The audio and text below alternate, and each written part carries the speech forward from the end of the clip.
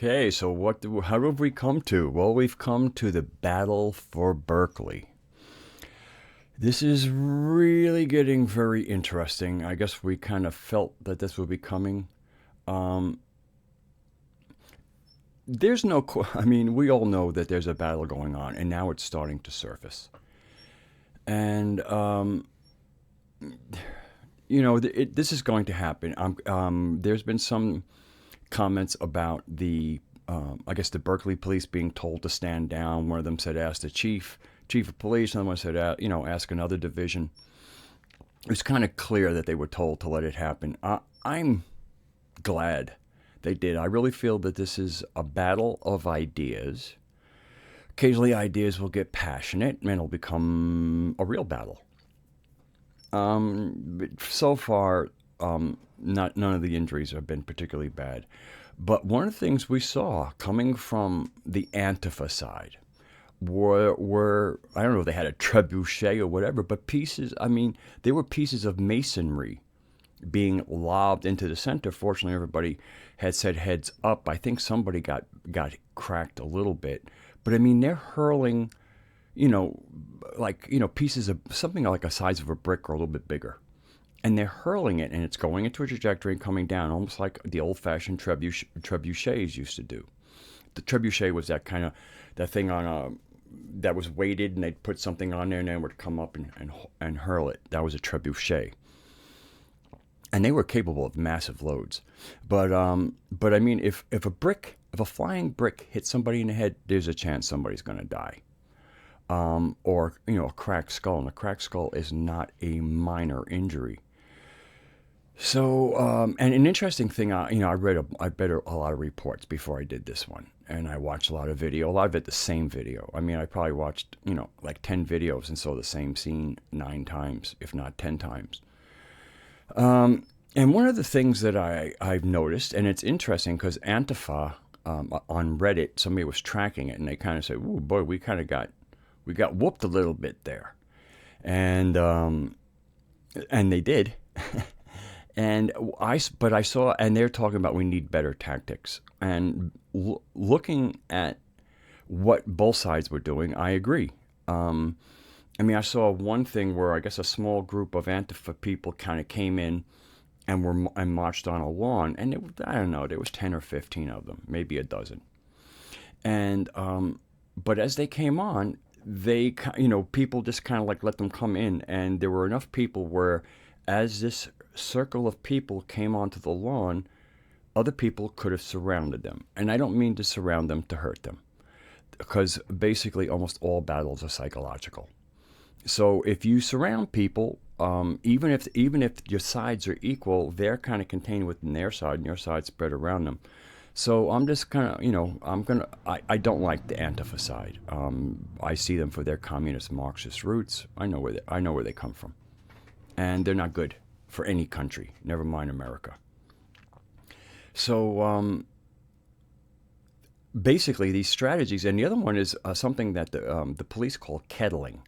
And that would be like if you're in like a city street like that, and you're along a city street, and you have enough people to spare.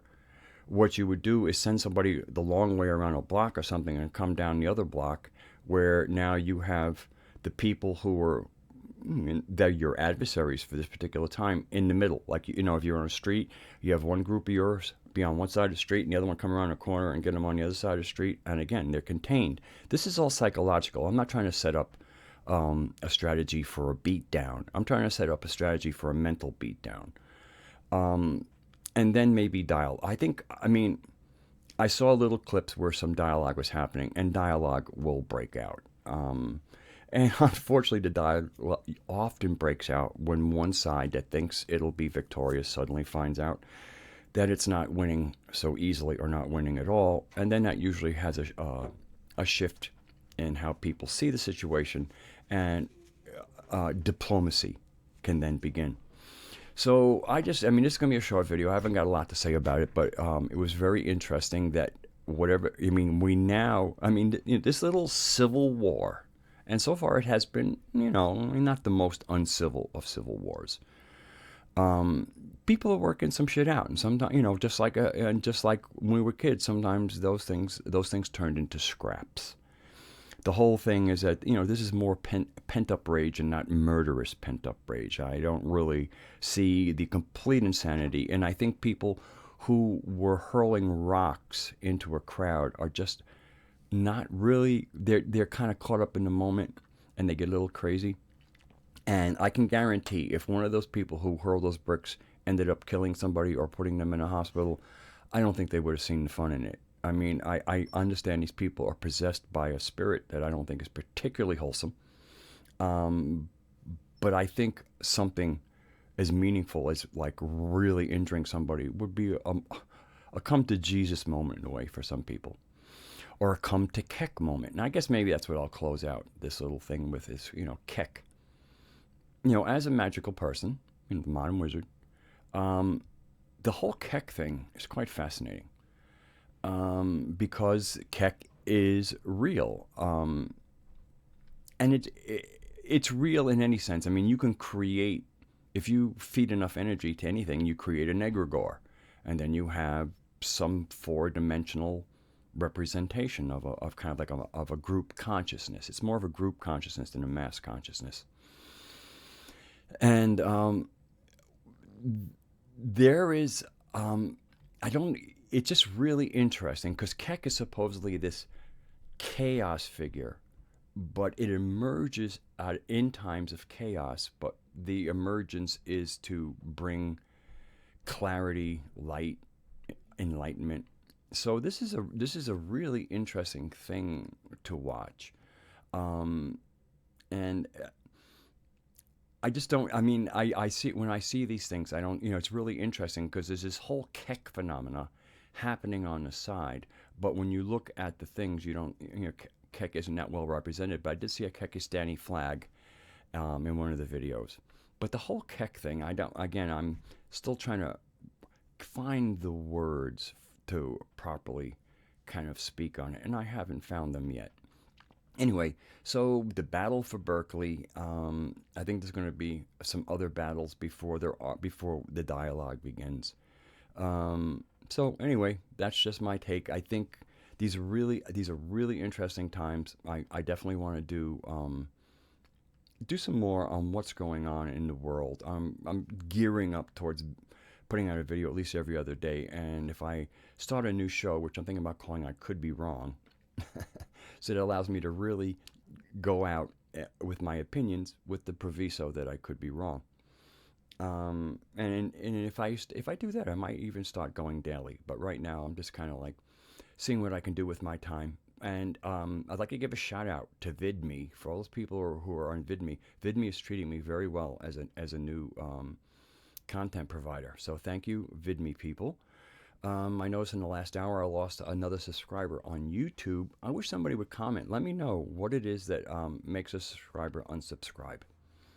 Because I'm interested. I mean, I'm trying to provide a service. I can't serve everybody. But there are certain people I might be dropping out without realizing it. I know that when I first started doing this stuff like 2 years ago, I did a lot more magical things, and it's a little hard. I mean, obviously, I'm always thinking magically, but to speak on it when there's so much happening right now in the kind of the arena of the 3D world that we live in, sometimes it's a little hard for me. It feels almost frivolous for me to maybe have a discussion about the color blue and the energies of it, how it corresponds to other things magically, and days of the week, and possibly a metal, blah blah blah. I live that stuff, but as far as for sharing it, I kind of feel like I have to prioritize. Um, Styx Hex and Hammer, a person I have great admiration for, certainly seems to mix it up well, but he's been doing this for a long time, and he's really got his show together, and his subscribers show it.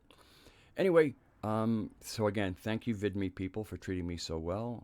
YouTube, thank you for being there. We're finding out whether or not YouTube stays a platform or not. And but if you are on YouTube, please give it a like. Also on VidMe, if you like the video, please give it an upvote. I think that helps keep me up on the list a little bit longer. Obviously, when I put up a fresh video, it's in the new, so I stay there. But without the upvotes, I kind of fade fairly quickly. So I guess that's about it. Thank you all for being with Mystic Brew again, and I'll see you all next time. God bless you all. Stay sane and be well.